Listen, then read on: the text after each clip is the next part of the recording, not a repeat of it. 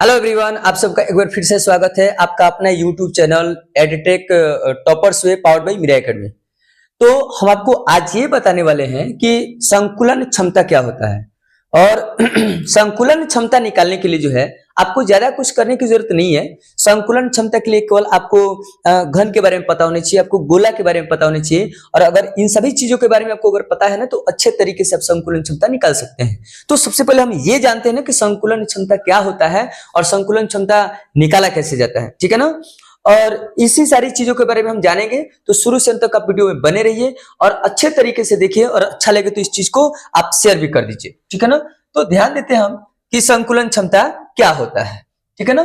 संकुलन क्षमता के बारे में हम जाने अगर तो आपको बताएं यहां से कार्य कि कुल उपलब्ध स्थान का वह प्रतिशत, कर है कि कुल उपलब्ध स्थान का वह प्रतिशत जो कणों द्वारा भरा हुआ रहता है ना, वही जो है उसका संकुलन क्षमता कहलाता है। एग्जाम्पल के तौर पे अगर हम जानेंगे आपको कि अगर आपका कोई कमरा है और उस कमरे में जो है पूरा का पूरा फुटबॉल जो है भर दिया जाता है, पूरी तरीके से कमरा में फुटबॉल भरा हुआ है, लेकिन आप देखिए कि जहां जहां कॉर्नर बनता है ना वहां वहां कुछ जगह क्या होता है ना छूट जाता है, बाकी सब जगह क्या होता है ना पैक हो जाता है। तो जितना उस कण के द्वारा उस फुटबॉल के द्वारा आपका कमरा भर जाता है वही उसका कौन सा क्षमता कहलाएगा, संकुलन क्षमता कहलाता है, ठीक है ना। कुल उपलब्ध स्थान का वह प्रतिशत जो कणों द्वारा भरा हुआ रहता है कौन सा क्षमता कहलाएगा, संकुलन क्षमता कहलाता है, ठीक है ना।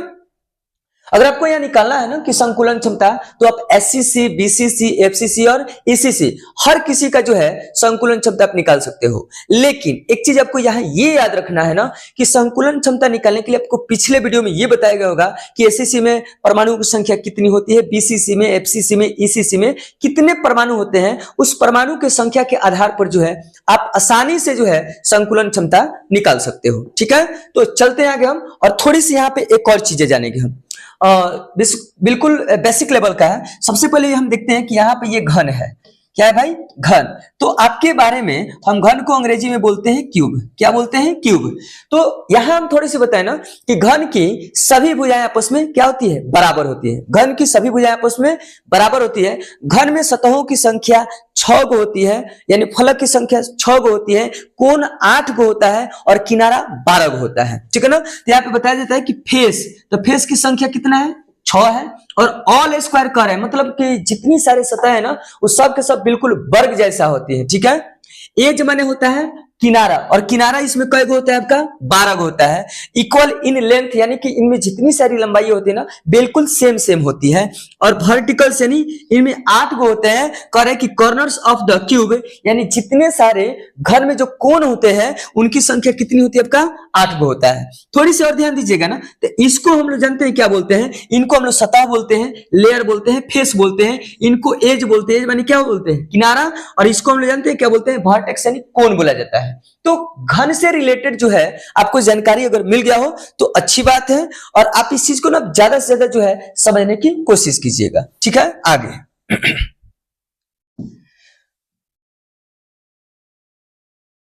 चलिए, तो अब हम यहां जानेंगे ना कि एसएससी की संकुलन क्षमता कैसे निकाला जाता है। तो सबसे पहले हम ध्यान देते हैं कि एक फिगर ड्रॉ करेंगे हम, ठीक है ना। यहां पे बनाते हैं हम फिगर,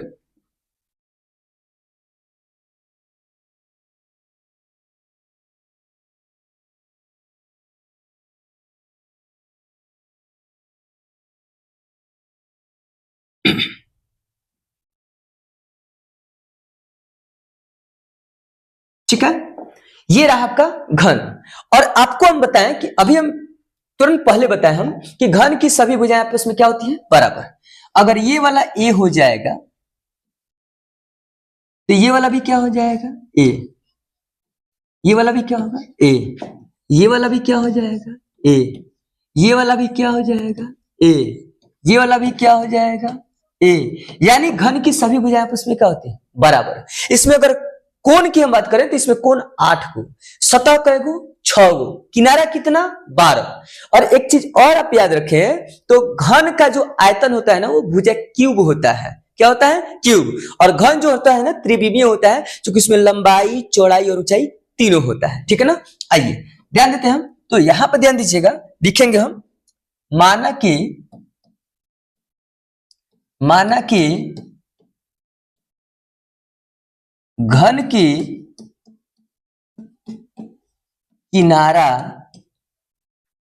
घन की किनारा बराबर ए, ठीक है। या भुजा भी क्या हो सकता है, ए हो जाएगा, ठीक है। और अब हम थोड़ा सा ध्यान देंगे आगे की तरफ, चूंकि घन का आयतन बराबर ए क्यूब, और नहीं तो क्या होता है, भुजा क्यूब होता है। घन का जो किनारा होता है वो ए क्यूब, नहीं तो क्या होता है, भुजा क्यूब होता है। खूब बढ़िया से समझना है।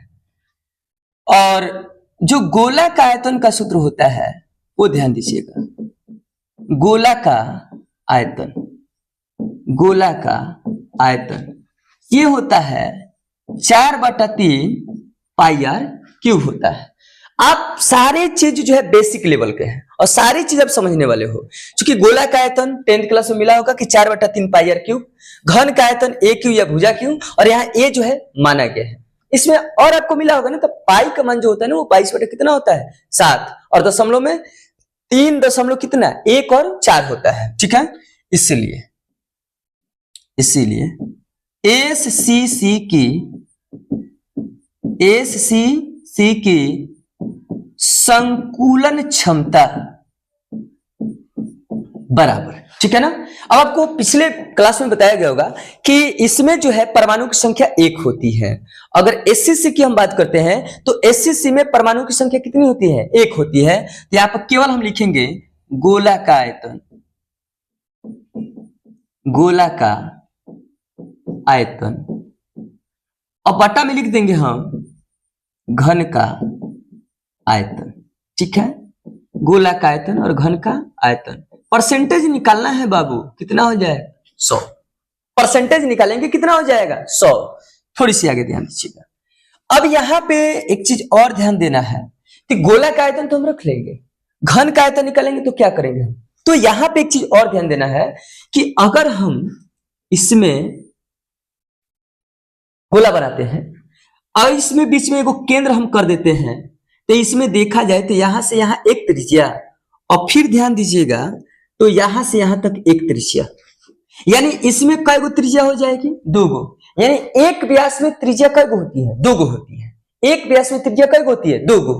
अगर हम इसमें एक गोला डाल रहे हैं तो आपको पता होना चाहिएगा कि एक भुजा में जो त्रिज्या होती है वो कई गो होती है, 2 गो होती है। तो अगर हम यहाँ पे लिख दें या करके अगर हम लिख दे बाबू यहां से, या ए बराबर क्या हो जाए 2r माना, तो आप जो है गलती नहीं कीजिएगा और समझने की कोशिश कीजिएगा। क्योंकि एक गोला में जो त्रिज्या होता है कई गो होता है, 2 गो होता है। इस आधार पे हम ध्यान देंगे। 4/3 पाई आर क्यूब, और यहाँ जो घन का आयतन है तो घन का आयतन का सूत्र यहाँ बताया गया ए क्यूब होता है, और एक जगह पर 2r, यहाँ पे 2r का होल क्यूब, अगुना कितना हो जाएगा, 100 हो जाएगा। 100 क्यों, क्योंकि यहाँ पे परसेंटेज निकाला है, ठीक है ना। आगे ध्यान दीजिएगा, अब थोड़े से ध्यान दीजिएगा, यहाँ पे हो जाएगा 4/3 पाई का मान होता है 22 बटे कितना, 7 गुना आर क्यूब हो जाएगा। और ठीक है, और गुना में यहीं पर 100 कर लेते हैं, और बटा में 2 का पावर 3 होगा तो 2 दूनी के 4 दूनी के कितना होगा, 8। तो यहाँ पे हम कर देंगे 8 आर क्यूब हो जाएगा, ठीक है ना। आगे की तरफ हम ध्यान देते हैं थोड़ा सा, और बढ़िया से ध्यान देते हैं। तो देखिए आर से आर क्यूब से आर क्यूब क्या हो जाएगा, कट जाएगा। तो यहां हम बढ़ेंगे आगे, तो 4/3 और पाई का मान 22/7 अगुना, ये देखिए 8 है ना, ये पलटेगा तो ये 1 कितना होगा, 8 अगुना कितना हो जाएगा, 100 हो जाएगा। अब थोड़ी सी ध्यान दीजिएगा, यहां से कहीं ना कहीं ये सारी चीजें कटने वाली हैं तो कट जाएगी। तो देखिए 4 एकम 4, 4 दूनी के 8, ठीक है। 2 एकम 2, 11 दूनी के 22, ठीक है। और यहां से आपका 11 गुने 100, तो 11 गुने कितना होगा, 100, और बटा में 7 का कितना होगा, 21। यानी इसका अब सॉल्यूशन निकालते हैं बाबू, ये आ जाएगा समथिंग लगभग 52%। कितना परसेंट आएगा, 52% आएगा। तो अगर आपसे कोई पूछता है ना कि एससीसी की संकुलन क्षमता कितनी परसेंट होती है, तो एससीसी का संकुलन क्षमता जो होता है वो 52% होता है। अगर आपसे कोई पूछे कि एससीसी की संकुलन क्षमता कितनी परसेंट होती है, तो 52% होती है। संकुलन क्षमता की अगर हम बात पर करते हैं बाबू, तो कै % होती है? 52% होती है। तो यहां से आपका 5 नंबर का क्वेश्चन क्लियर होगा। और अगर फिर क्वेश्चन कोई करता है कि एसएससी में खाली जगह का प्रतिशत कितना है, तो बढ़िया है, घटा सकते हो। 100 में से अगर आप 52 घटाओगे ना, ये 48 हो जाएगा। कितना % होगा? 48% हो जाएगा। अगर 100 में से 52 घटिएगा, ये कै % होगा? 48% हो जाएगा। और इस तरीके से जो है एसएससी का संकुलन क्षमता आपका कंप्लीट होता है। ठीक है ना? तो अगर ये सारी चीजें आपको समझ में आ गई हैं, तो इस चीज को आप एक बार स्क्रीनशॉट ले लीजिएगा और बढ़िया से समझने की कोशिश कीजिएगा। अच्छा लगे तो अपने दोस्तों को जो है ज्यादा से ज्यादा शेयर कीजिएगा। ठीक है ना? ऑनलाइन के लिए टॉपर्स भी सब्सक्राइब करना है और ऑफलाइन के लिए जो है मीरा एकेडमी जनता बाजार में जो है इस चीज को ज्वाइन कर लेना है। ठीक है ना? आई होप वीडियो को समझ गए होंगे। तब तक के लिए धन्यवाद। जय हिंद, जय भारत।